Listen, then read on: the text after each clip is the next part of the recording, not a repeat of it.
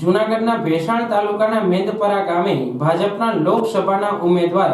રાજેશ ચુડાસમાએ પ્રચારના શ્રી ગણેશ કર્યા છે, જેમાં ભાજપના 7 ગામોના કાર્યકરો અને અમુક મતદારો જોવા મળ્યા હતા,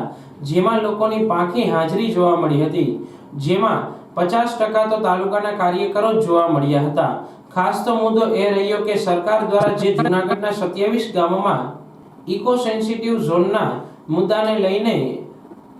માલીલા ગામ અને પસવાડા ગામના સરપંચ જયસિંહ ભાટીની આગેવાની હેઠળ ખેડૂતો અને દુકાનદારોએ રજૂઆત કરી કે ગામોના સર્વે નંબર અને દુકાનદારોને સિંગલ યુઝ પ્લાસ્ટિકના મુદ્દાને લઈને પડતી મુશ્કેલીની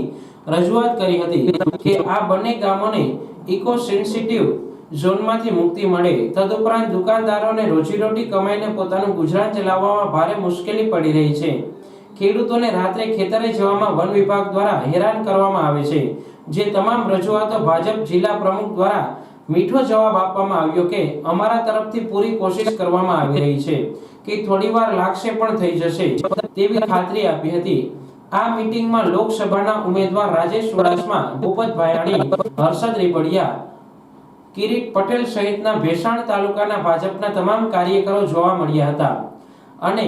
મતદારોને મતદાન કરવા જણાવ્યું હતું। મારું નામ જયસિંહભાઈ ભાટી,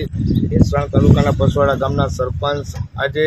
અમારા બાજુનું ગામ મેંદપરા ગામે જૂનાગઢ સાંસદ શ્રી રાજેશભાઈ ચુડાસમા મતદારોની મુલાકાતે આવ્યા હતા। એ દરમિયાન પસવાડા ગામના ગ્રામજનો અને માલીડા ગામના ગ્રામજનો અમે એક સાથે મળી અને 100 માણસો જેવાની સંખ્યા થઈ અને રાજેશભાઈને ઇકો સેન્સિટિવ ઝોન જે લગાવવામાં જંગલ ખાતા દ્વારા આવ્યો છે, એનાથી અમારા જૂનાગઢ જિલ્લા અને ભેસાણ તાલુકાના 27 ગામના સર્વે નંબરો અને ગામ તળો ઇકો સેન્સિટિવ ઝોનની અંદર સામેલ કરવામાં આવ્યા છે। તો એમાં ઘણા ગામના સર્વે નંબરો છે અને ઘણા ગામના ટોટલ સર્વે નંબરોને ઇકો સેન્સિટિવ ઝોનમાં સમાવેશ કરેલ છે। તો જે ગામના સર્વે નંબરો ખાલી ખેતરો સમાવેશ કરવામાં આવે છે એ લોકોને તો એવો બધો ગંભીર પ્રશ્ન નથી, પણ હાલ અમારા જે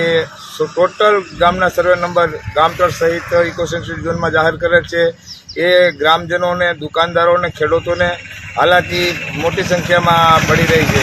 કારણ કે તંત્ર દ્વારા સફાઈ અભિયાનની અને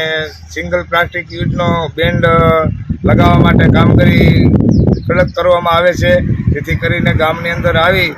અને તંત્ર દ્વારા દુકાનદારો અને ગ્રામજનો સાથે કાર્યવાહી કરી અને દંડ વસૂલવામાં આવે છે અને ગામની અંદર સિંગલ પ્લાસ્ટિક યુઝનો 100% બેન્ડ કરવાનો પ્રયત્ન કરીએ છીએ, જેથી કરીને ભૌતિક સુવિધાની અંદર ગામને બહુ બહોળી સંખ્યામાં તકલીફ પડે છે। અને ગામમાં અત્યારે માનો કે આર્થિક સુવિધામાં સિંગલ યુઝ પ્લાસ્ટિક 80% ચીજ વસ્તુમાં સિંગલ યુઝ પ્લાસ્ટિક આવે છે,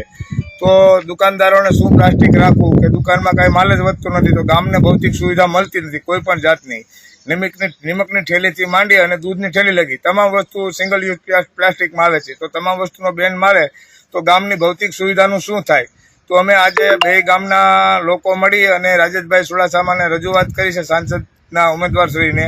કે ભાઈ અમારા ગામોને, બધાય ગામોને, અન્ય ગામોને ખાલી સર્વે નંબર ખેતરના જ છે કે બધાય ગામોને તમે એવા વર્તન ગેરવર્તન ન ઉપરથી આ લોકો કરે